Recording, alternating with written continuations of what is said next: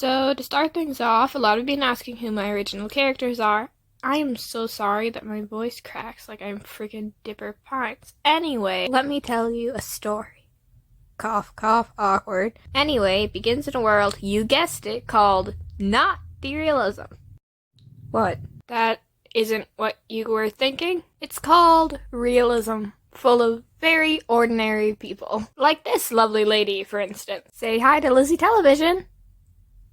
Why am I saying this like it's a kid's TV show? Also, why am I actually losing my voice while recording this? Anyways, whoa, don't get too close. You want to keep your head intact, don't you? Don't you? Anyways, she and her grandmother are the only members of her family, that are still alive. And then Lizzie's grandmother gets diagnosed with brain cancer. Yeah, not a good thing. And to make things more difficult, Grandmother Eyeball doesn't have a brain, so she can't get the cancer treatment.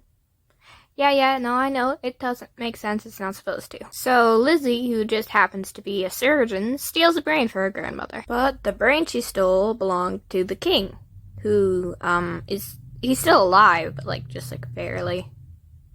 I mean, same, honestly. A nurse alerts Realism's only detective, Angel Dragonscale. Angel bursts through the door to the king's room, and sure enough, he's just barely alive.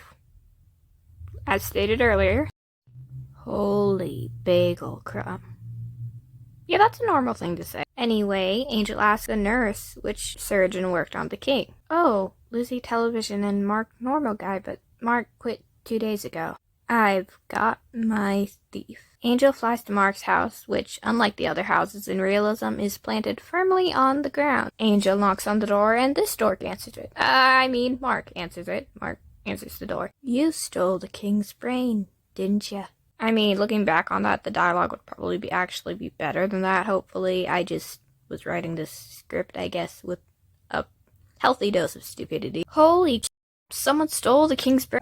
Angel shoves him back into his house, locking the door behind them. Angel realizes he let out the information that he wasn't supposed to, and basically, you're helping me find that thief. No, I'm not.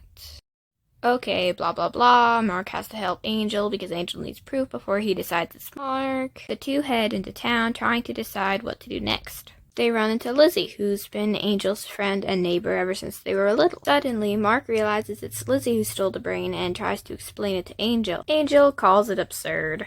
After all, how could Lizzie be the thief? He's known Lizzie his whole entire life. So Angel finally decides that Mark is right and he is missing something, so he goes off looking for a suspect.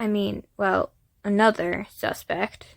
Basically, along the way they meet Jay, a kid who's just trying to keep his sister alive and find his place in the world. Cassian, who's just trying to prove Mark innocent since Mark is like an older brother to him. Layla, the naive young princess. Ray, Mark's psycho neighbor who may or may not be a serial killer. And Ace, a celebrity who has absolutely no sense of self. So yeah, that's the basics. Thank you so much for caring about my silly story. Remember to be safe and creative, positive and sweet, wacky and weird, and I'll see you next time you decide to drop by this corner of the universe.